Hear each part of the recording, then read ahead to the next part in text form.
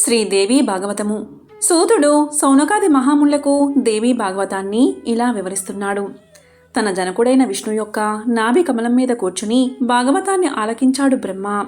దానిని తన కుమారుడైన నారదునికి ఉపదేశించాడు. ఆయన నాకు అనుగ్రహించాడు. అది ఆధారం చేసుకుని నేను దాన్ని 12 స్కందలుగా పెంచి రాశాను. ఆ దేవి యొక్క ఉత్తమ చరిత్ర ప్రతి స్కందంలోనూ ప్రతిఫలిస్తూ ఉంటుంది. అందువల్ల నువ్వు దేవీ భాగవతం చదువు. అది బ్రహ్మ విద్యకి నిదానం. సంసారం సముద్రాన్ని దాటించే నావ. అజ్ఞానమనే చీకటికి నడిపొద్దు లాంటిది. శాంతిని, సుఖాన్ని, ధన్యతని చేకూరుస్తుంది. ఆయుర్దాయం పెంచుతుంది. విన్నా చదివినా సంతానం కలుగుతుంది. కొడుకులు మనువులతో ఇల్లు కలకలలాడుతుంది. భాగవతం చదువు. అందులో 18,000 శ్లోకాలు బుర్రకెక్కించుకో. రోమహర్షుడి కుమారుడు, నాకు శిష్యుడు అయిన ఈ సూతుడు, నువ్వు కలిసి భాగవతం అధ్యయనం చెయ్యండి అని ఆజ్ఞాపించాడు వ్యాసుడు. గురు ఆదేశం ప్రకారం సుకుడితో పాటు సూతుడు అధ్యయనం చేశాం భాగవతాన్ని. సుకుడికి అందులో కూడా శాంతి లభించినట్లు లేదు. ఎప్పుడు చూసినా వికల మనస్కంగా ఒంటరిగా ఉంటూ ఉండేవాడు. సరిగ్గా భోంచేసేవాడు కాదు. ఎప్పుడూ ఉపవాసాలే. సుకుని మిథిలా ప్రయాణం. ఇది కనిపెట్టిన వ్యాసర్షి ఒకనాడు సుకుల్ని చేరబిలిచి, నాయనా సుక, ఏదో అప్పుల పాలైపోయిన వాడిలాగా ఎప్పుడూ అలా విచారంలో ఉంటావేంటోయ్? నా ఉపదేశం వల్ల నీకేమీ శాంతి లభించలేదా? పోనీ ఒక పని చెయ్యి. మిథిలకు వెళ్ళి జనకుణ్ణి కలుసుకో. అతను సత్యనందనుడు, ధర్మాత్ముడు, రాజర్షి, జీవన్ముక్తుడు, విదేహుడు, బ్రహ్మజ్ఞాని, యోగిప్రియుడు. అతని దగ్గరకు వెళ్ళి సందేహాలు తీర్చుకో. నీ అజ్ఞానాన్ని రూపుమాపి జ్ఞానాన్ని ప్రసాదిస్తాడు అని చెప్పాడు. అది విన్న సుకుడు, ఏమిటి, జనకుడు జ్ఞానోపదేశం చేస్తాడా? పైగా అతను జీవన్ముక్తుడా? మరి రాజ్యమేళడం ఎందుకు? రాజు అని అనిపించుకోవడం ఎందుకు? కొంపదీసి మోక్షం అనే దానికి కొత్త అర్థమేమైనా చెబుతాడేమో. అసలు రాజధర్మానికి పునాది దండనకేనని చెబుతున్నారు మనువు మొదలైన వాళ్ళు. దండించేవాడు ముక్తును ఎలా ఉసుంగుతాడు? అర్థం కావడం లేదు నాకు. అయినా నువ్వు ఆయన్ను జీవన్ముక్తుడు అన్నావు కనుక ఆయన్ని చూడాలని అనుకుంటున్నాను. మిథులకు వెళ్తాను అని చెప్పి తండ్రికి ప్రదక్షిణం చేసి పాదాభివందనం చేసి మిథులకు బయలుదేరాడు సుకుడు. సుఖ జనక సమాగమం. సుకుడి రాక తెలియగానే మంత్రి పురోహిత సపరివారంగా అతని వద్దకు వచ్చాడు జనకుడు. యథోక్తంగా పూజించాడు సుకుడు.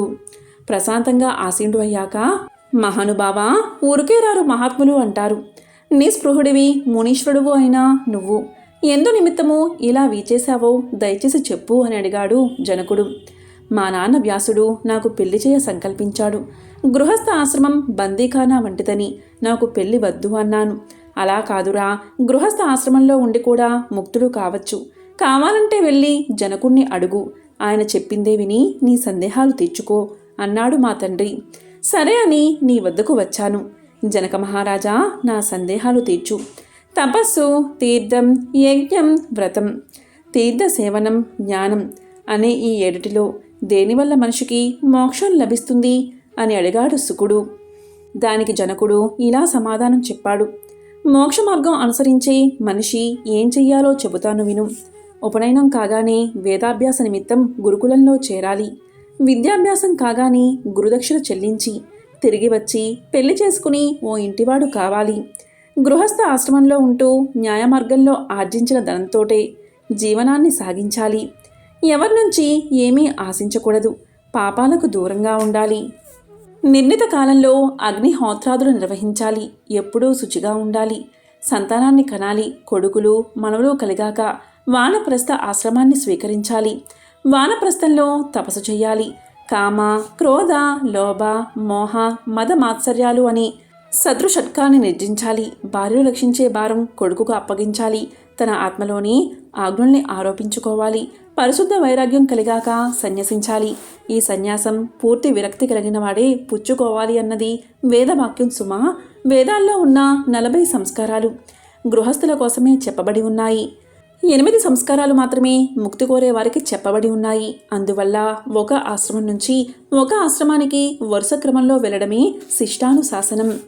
అప్పుడు సుకుడు అన్నాడు, గృహస్థునికి మనసులో వైరాగ్యం, జ్ఞానం, విజ్ఞానం ఉదయించినప్పుడు అతడు వానప్రస్థానికి వెళ్లకుండా సరాసరి సన్యాస ఆశ్రమాన్ని ఎందుకు స్వీకరించకూడదు అని. దానికి జనకుడు ఇలా అన్నాడు. ఇంద్రియాలు చాలా బలిష్టమైనవి. ఓ పట్టాన అవి అదుపులోకి రావు. బుద్ధి పూర్తిగా పరిపక్వం కానప్పుడు ఈ ఇంద్రియాలు మనసులో నానా కల్లోలం రేపుతాయి. మంచి భోజనం చెయ్యాలని, సుఖపడాలని, మెత్తటి పక్క మీద పడుకోవాలని, పిల్లల్ని కనాలని రకరకాల కోరికలు పుడతాయి. కోరికలు చావని పురుషుడు సన్యాసం పుచ్చుకుని మాత్రం ఏం చేయగలడు? ఇంద్రియాల్ని జయించనివాడు కామాన్ని జయించలేడు. అందుకే ఒక ఆశ్రమం నుంచి మరొక ఆశ్రమానికి వెళ్ళాలి. కామాన్ని క్రమక్రమంగానే జయించాలి. సద్బుద్ధిని సంతరించుకున్నవాడు, శాంతుడు, తన్ని తాను అదుపులో ఉంచుకున్నవాడు, లాభ నష్టాలను సమంగా భావించినవాడు, అందరినీ ఒక్కలాగే చూసేవాడు, శాస్త్రంలో ఉన్నట్టుగా అన్ని కర్మలు చక్కగా జరిపినవాడు, దుఃఖాన్ని చెంతకు రానివాడు, ఆత్మజ్ఞానంతో తృప్తి పడినవాడు గృహస్థ ఆశ్రమంలో ఉండి కూడా ముక్తి పొందుతారు. సుఖానికైనా దుఃఖానికైనా మనసే అసలు కారణం. మనసు ఎంత శుచిగా ఉంటే బతుకు అంత శుచిగా ఉంటుంది. మనస్సుకున్న మైల వదులుచుకోకుండా ఎన్ని తీర్థాల్లో మునిగినా, ఎంతగా ఒళ్ళు తోముకున్నా ఏమిటి లాభం? అందువల్ల మనసు శాంతి స్థితికి వస్తే అన్ని బంధాలు వాటికంతటవే పుడుక్కుమని తెగిపోతాయి.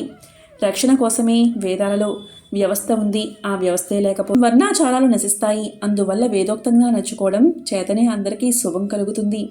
అప్పుడు శ్రీశుకుడు ఇలా అన్నాడు. ఓహో, నా సందేహం ఏమీ తీరడం లేదు. హింసని అధర్మం అంటారు కదా, మరి ఆ ధర్మాన్ని పాటిస్తే మాత్రం ముక్తి ఎలా కలుగుతుంది?